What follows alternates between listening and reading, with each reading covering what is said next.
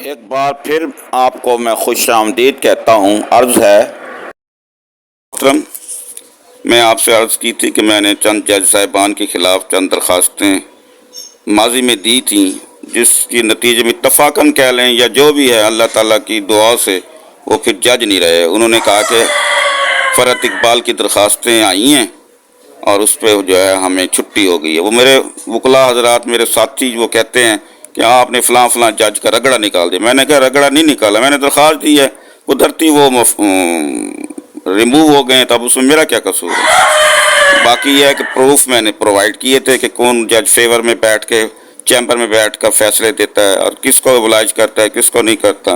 تو 5 ججز جو ہیں وہ کہتے ہیں جی آپ کے کھاتے میں پڑ گئے، ہائی کورٹ ملتان بینچ میں جو کام کرتے تھے جن کو آپ نے ریموو کروا دیا۔ میں نے کہا جی اللہ نے ریموو کیا، میری ایک درخواستیں تھیں میں نے دی تھیں، ٹھیک ہے، تو اس میں جو قدرتی طور پر اس کو نقصان پہنچا، کیونکہ یہ درخواستیں حقائق پر مبنی میں نے دی تھیں اور اس کے نتیجے میں اگر وہ گھر بھیج دیے گئے ہیں تو اس میں میرا کیا قصور ہے؟ اور اس سے یہ فائدہ ہوا ہے کہ میرے راستے میں جو رکاوٹ تھی اللہ نے وہ دور کر دی۔ یعنی کچھ جج صاحبان سرکاری وکیل کو اپنے ساتھ بٹھا کر فیصلہ لکھواتے رہے۔ سینکڑوں میں نے کیس دائر کیے اور اس میں 1990 سے لے کر آج 2024 تک جتنے high court, Lahore high court کے جج آئے سب کے سامنے میں نے آرگو کیا ہے، جو کہ فوجداری کیس نہیں سنتے تھے، رٹ پٹیشن سنتے تھے، سب کے سامنے۔ اب جو بھی آئے ہیں آپ اس کی لسٹ میں دیکھ لیں، 1990 سے لے کر اب تک جتنے بھی آئے۔ ایک وہ وقت بھی تھا کہ تصدق حسین جیلانی جو کہ ہائی کورٹ کے جج رہے، چیف جسٹس سپریم کورٹ بھی بنے، وہ میرے ساتھ 1992 میں میرے مخالف وکیل کے طور پر کھڑے ہوئے تھے، لیکن شکر الحمدللہ جب وہ جج بنے تو انہوں نے مجھ سے انتقام نہیں لیا۔ باقی جسٹس قاسم خان صاحب نے میرے سے انتقام لینے کی پوری کوشش کی، اور اس کے علاوہ اور بھی 1-2 جج ہیں جو کہ وکیل کے طور پر میرے مخالفت میں پیش ہوئے تھے، جب جج بنے تو وہ میرے مخالفت اسی طرح برقرار رکھی جیسے سرکاری وکیل کے طور پہ تھے، جس میں ظفر اللہ خان خاکوانی کا نام بھی آتا ہے۔ تاہم میں نے انہیں یہی کہا تھا کہ آپ نے میرا کیریئر تباہ کیا ہے۔ کہتا جی میں مجبور تھا کہ مجھے جو ہدایات ملتی تھی ان کی وجہ سے میں عدالت میں آپ کی مخالفت کرتا تھا، اگر وہ مجھے موقع دیتے تو میں آج پی ایچ ڈی اسکالر ہوتا اور میں پی ایچ ڈی کر چکا ہوتا۔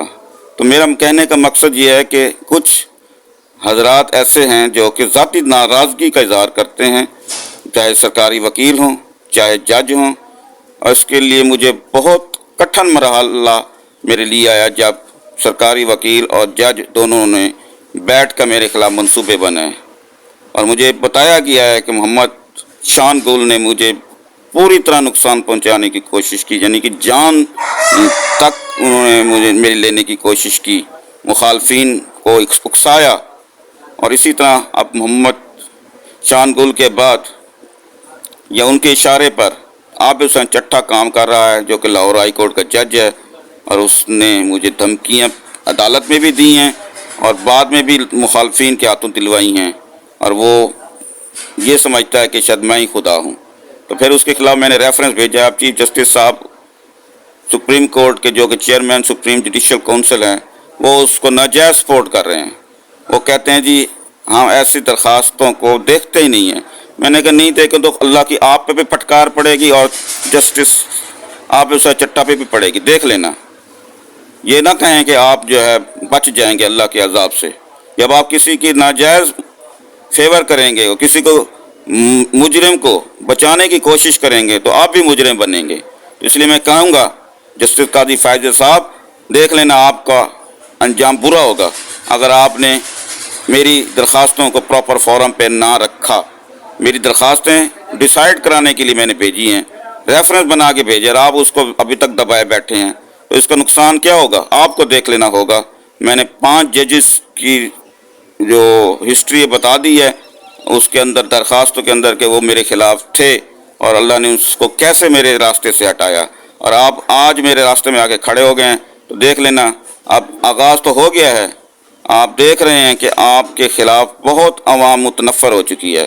جسٹس قاضی فائز عیسیٰ صاحب، آپ کی پوزیشن اتنی کمزور ہو گئی، لوگ گالیاں دیتے ہیں آپ کو، ننگے ننگے گالیاں دیتے ہیں. آپ سنیں کبھی میرے ویڈیوز میں ان کو آپ ڈاؤن لوڈ کر رکھی ہیں.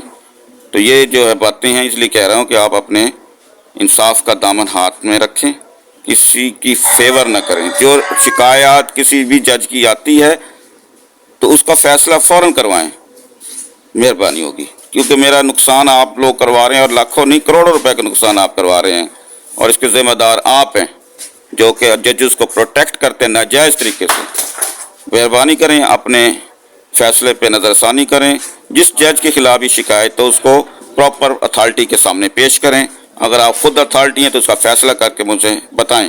اگر نہیں فیصلہ کرنا پھر بھی مجھے بتا دیں، تاکہ پھر میں آپ کو دکھا دوں گا کہ کس طرح خدا کی پھٹکار ہوتی ہے.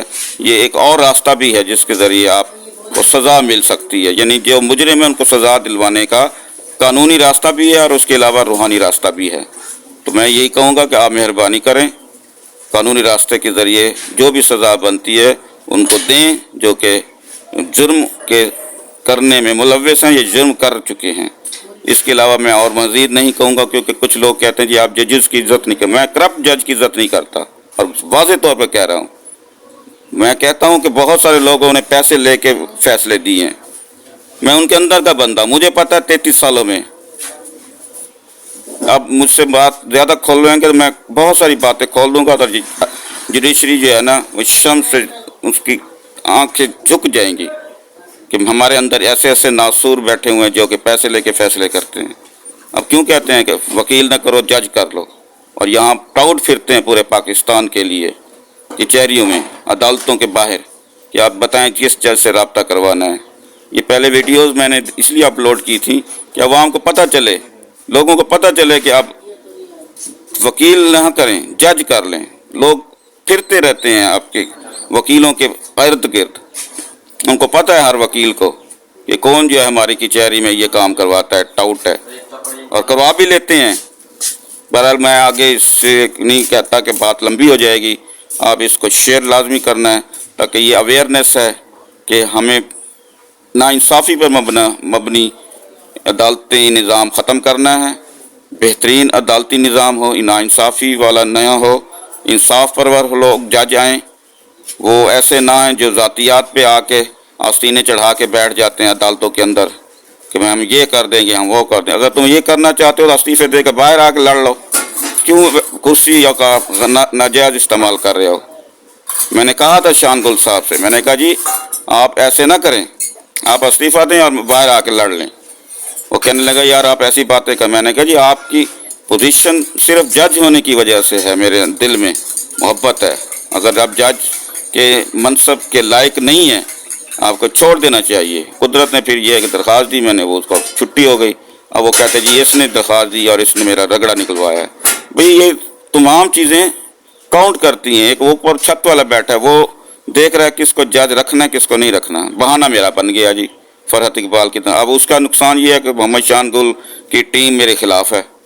اب وہ کہتے جس کو 1 روپے کی پیمنٹ نہیں ہونی دیں گے، جبکہ میں نے کہا تھا کہ یہ سرکاری معاملہ ہے، سرکار مجھے پیسے اس وقت دے گی جب اس کے پاس بجٹ آئے گا.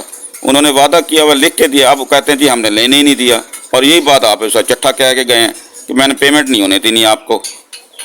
بھئی آپ خدا ہیں یا آپ کیا ہیں؟ حکومت نے پیمنٹ دینی ہے، میں نے لینی ہے، اور اس کا معاملہ حل ہو گیا ہے. اس کے باوجود آپ جناب ذاتیات پہ آئے ہوئے ہیں محمد شان گل کی وجہ سے، مدثر خالد عباسی کی وجہ سے. تو یہ ساری باتیں اس لیے کہہ رہا ہوں کہ آپ جو ہے مزید الجھاؤ پیدا نہ کریں. میرے پاس الٹرنیٹ ہے، اور میں ہر مسئلے کا حل تھوڑا سی اپنی ذاتی محنت کر کے میں نکال لیتا ہوں. اس کے لیے مجھے تھوڑا سا علیحدہ ہو کے سوچنا پڑتا ہے کہ میں یہ کام قانونی طور پر نہیں ہوا، یعنی دنیاوی قانون کے مطابق، تو کسی اور قانون کے تحت ہو سکتا ہے. تو اور ہوتا ہے، جیسے چاہتا ہوں ویسا ہو جاتا ہے. اس کے لیے مجھے راتوں کو جاگنا پڑتا ہے. تو جاگنے کے لیے مجھے پھر مشقت اٹھانی پڑتی ہے، تو کام انشاءاللہ ہو جاتا ہے. کیونکہ ملتان میں رہتا ہوں تو یہ اولیاء کا شہر ہے. یہاں کسی بھی ولی کے دربار پہ پہنچ جائے تو آپ کی دعا رد نہیں ہوتی، جو مانگو کو سب کچھ ملتا ہے. اس لیے میں ملتان کو نہیں چھوڑ رہا. باقی باتیں میں آپ کو پھر کسی وقت بتاؤں گا. اللہ حافظ.